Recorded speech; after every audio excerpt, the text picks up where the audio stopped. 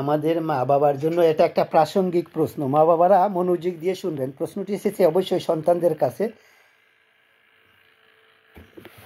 এই আয়াত পড়কে এটা মজার একটা প্রশ্ন।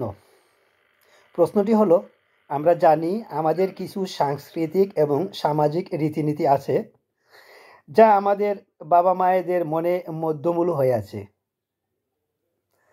যখন তা ইসলামের প্রাথমিক মূল নীতির বিপরীতে যায় আর যখন তা হারামের শ্রেণীভুক্ত হয়ে যায়, তখন তাদের প্রতি আমাদের মনোভাব কেমন হওয়া উচিত এবং সেই রীতিনীতির ব্যাপারেই বা আমাদের মনোভাব কেমন হওয়া উচিত। মুসলিম তরুণরা তাদের বাবা মায়ের ব্যাপারে সব সময় সংকটের মধ্যে থাকে। সব সময়। জানেন কেন? কারণ আমাদের ধর্ম বলেছে আপনাকে বাবা মায়ের প্রতি সবচেয়ে ভালো হতে হবে। উফ শব্দটি করবেন না। আর বাবা মারা এটা জানেন এবং তারা এটা সৎ ব্যবহার করেন। এটা সৎ ব্যবহারে তারা এতটাই চমৎকার, আমাদের বাবা মারা এই সুযোগের এতটাই উপব্যবহার করতে পারেন, এত চমৎকারভাবে তারা আক্রমণাত্মক কথা বলতে পারেন। আমি দোয়া করি আপনাদের বাবা মায়েরা আপনাদের প্রতি সদয় হন এবং আল্লাহ আমাদের বাবা মায়েদেরকে ক্ষমা করুন এবং উত্তম প্রতিদান দেন। কিন্তু আমাদের বাবা মারা কখনো কখনো প্রচণ্ড নির্দয়, প্রচণ্ড দয়াহীন হয়ে যান। কেন? কারণ তারা জানে আপনি তর্ক করতে পারবেন না, কারণ আপনার ধর্ম আপনাকে তর্ক করতে বারণ করে। আপনি চলে যেতে পারবেন না, কারণ আপনি আল্লাহর দাস। আর তারা এটাকে মিলে ফেলে ভাবে যে আপনি তাদের দাস। প্রতিটি মানুষই মর্যাদা পাওয়ার যোগ্য। প্রতিটি মানুষ, বাবা মায়েরা যেমন এর অন্তর্ভুক্ত, তেমনি সন্তানটাও এর অন্তর্ভুক্ত। যখন আল্লাহ বলেছেন বাবা মায়েদের প্রতি সবচেয়ে ভালো হতে, বাবা মায়েদের প্রতি ভালো হওয়া উফ শব্দটিও না বলার অর্থ এটাই না যে আপনি তাদেরকে অন্যায় করতে দিবেন। এই আয়াতগুলো হলো আপনার বাবা মায়ের সেবা করা সম্পর্কে এবং তাদেরকে অনুভব করতে না দেওয়ার জন্য যে তারা বোঝায় পরিণত হয়েছে। কিন্তু এই আয়াতগুলো এজন্য না যে যখন তারা কোনো অন্যায় করে তখন আপনি কিছু না বলে চুপচাপ থাকবেন। প্রকৃতপক্ষে কোরআনের অন্যান্য স্থানে আল্লাহ বলেছেন, ওয়া ইন জাহাদাকা আলা আন তুশরিকা বিমা লাইসা লাকা বিহি ইলম ফালা তুতিহুমা ওয়া সুহাবুহুমা ফিদ দুনিয়া মাউফা। আমার মতে এটা ইসলামের সবচেয়ে কঠিন শিক্ষা, এমনকি নিয়াত করার চেয়ে কঠিন। এটা ইসলামের সবচেয়ে কঠিন। আল্লাহ বলছেন, যদি তারা তোমার বিরুদ্ধে প্রতিষ্ঠা চালা আল্লাহর পাশাপাশি অন্য কোনো শরিক নির্ধারণের জন্য, যা সম্পর্কে তারাও জানে না। আর অবশ্যই আপনার বাবা মা হিন্দু নন, তারা মুসলিম। তারা আল্লাহর পাশাপাশি অন্য কোনো শরিক নির্ধারণ করছে না, কিন্তু তারা একটা কর্তৃত্ব তৈরি করতে চান আল্লাহর কর্তৃত্বের পাশাপাশি। তারা আল্লাহর হালাল হারামের উপর নতুন হালাল হারাম তৈরি করতে চায়। এটা আল্লাহর পাশাপাশি শরিক নির্ধারণ নয়, এটা একটা কর্তৃত্ব প্রতিষ্ঠান নয়। তাদের বিবেচনায় চূড়ান্ত কর্তৃত্ব হলো আমাদের সংস্কৃতি, চূড়ান্ত কর্তৃত্ব হলো আমি। কুরআন কি বলছে তা চূড়ান্ত কর্তৃত্ব নয়। রসুল সাল্লাল্লাহু আলাইহি ওয়াসাল্লাম বলেছেন তাও চূড়ান্ত নয়। আমি তোমাকে যা বলছি তাই চূড়ান্ত। আর আল্লাহ কি বলছেন? ফালা তুতিয়াহুমা, আনুগত্য করবে না, তাদের আনুগত্য করবে না।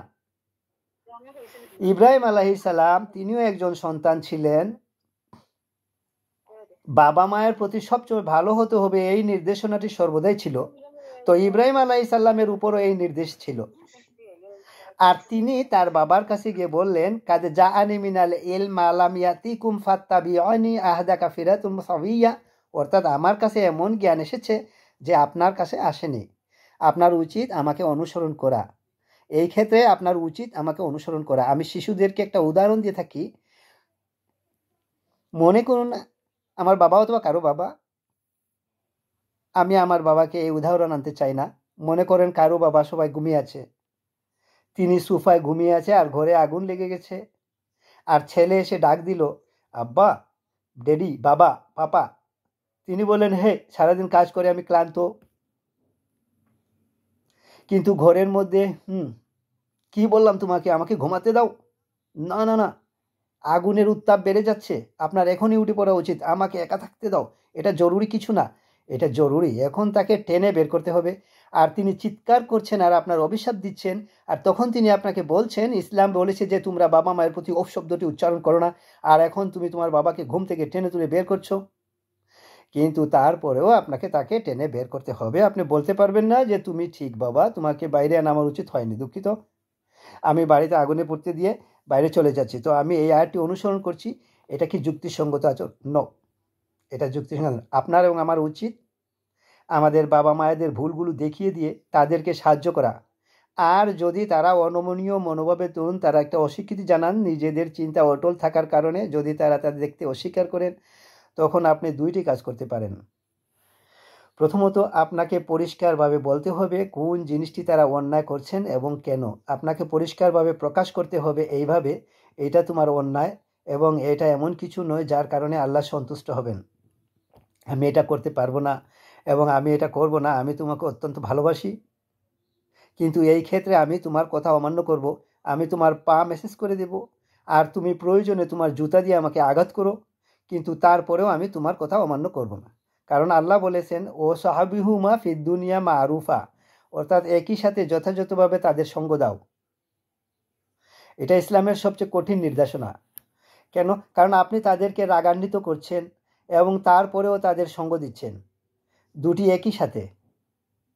আর আপনি আপনার অবস্থান অনড় থাকবেন, তারা আপনাকে লজ্জিত করতে পারেন, আর আপনার অধিকার আছে আত্মপক্ষ সমর্থনের। আপনি বলবেন, তোমরা যা বলছো তা সত্য না, তোমরা যা করছো তা অন্যায়, তোমরা যখন আমার সাথে এভাবে কথা বলো, তোমাদের এই কথা ফেরেশতারা লিখে ফেলেন, তোমাদের আরেকটি ব্যক্তিসত্তাকে অপমানিত করার অধিকার নেই, আপন সন্তান হলেও তোমাদের সেই অধিকার নেই।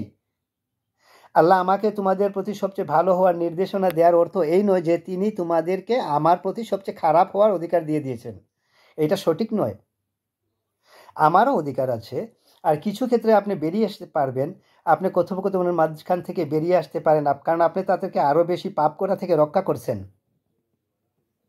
এটাও আপনার বাবা মায়ের প্রতি আপনার একটা করুণা বলে গণ্য হতে পারে। আর তাদের প্রতি কোনো খারাপ ভাষা ব্যবহার করা থেকে বিরত থাকতে পারলেন, কারণ আল্লাহ বলছেন, মা ইয়ালফিজু মিন কাউল ইল্লা লাদাইহি রাকিবুন আতিদ। রাকিবুন আতিদ, মানুষ যদি একটি শব্দ উচ্চারণ করে, এর জন্য তার পাশে একজন পর্যবেক্ষক নিযুক্ত থাকেন, যা তার জন্য সব কিছু লিপিবদ্ধ করে রাখা হয়। আমাদের বাবা মায়ের কথাও লিপিবদ্ধ হচ্ছে। তো আপনি যদি বুঝতে পারেন যে তারা মুখ খুলছে ফসিকতা কোনো কথা বলে ফেলবেন, তাহলে এটা উত্তম যে আপনি তাদেরকে কিছুক্ষণের জন্য একা থাকতে দিন, তারপর সম্মানের সহিত কথা বলে চালিয়ে যাওয়ার চেষ্টা করুন, আবারও আবারও আবারও। আর যখন তারা আপনার মধ্যে সামঞ্জস্যতা লক্ষ্য করবেন, এরকম যে আপনি নিজের নিয়ন্ত্রণ হারাচ্ছেন না, আপনি আপনার মেজাজের ভারসাম্য হারাচ্ছেন না, আপনি অবিচলভাবে স্বপ্নকে ধারণ করে আছেন, আর একই সাথে আপনি তাদের প্রতি আপনার সবটুকু দিয়ে সম্মান প্রদর্শনের চেষ্টা করছেন, তখন এক সময় তারা মেনে নেবে। এক সময়, কিন্তু হঠাৎ করে হবে না। এই নির্দেশনাটি হচ্ছে বৈপ্লবিক, এটা সহজ বিষয় নয়। বৈপ্লবিক, এটা আল্লাহ তার ইবাদতের পরে এই বিষয়টাকে স্থান দিয়েছেন। ওয়াকাদা রাব্বুকা আল্লা তা'বুদু ইল্লা ইয়াহু ওয়া বিল ওয়ালিদাইনি ইহসানা। বাবা মায়ের প্রতি সবচেয়ে ভালো হওয়াকে তিনি তার ইবাদতের পাশে স্থান দিয়েছেন, কারণ তার ইবাদতের কারণে অনেকে অনেক বাধা সম্মুখীন হয়ে থাকে। আর আপনার বাবা মায়ের উদ্দেশ্যে স্থান প্রদর্শন করাও এক ধরনের জিহাদ। আর আমি দোয়া করি যাতে আল্লাহ আমাদের বাবা মায়ের হৃদয়গুলোকে উন্মুক্ত করে দেন এবং আল্লাহর দিনের শিক্ষাগুলো মানার ব্যাপারে তাদের হৃদয়ের কোমলতা দান করেন। আর ইনশাআল্লাহ আল্লাহ আপনাদের চরিত্রকে ব্যবহার করুন তাদের হৃদয়গুলোকে উন্মুক্ত করার জন্যে।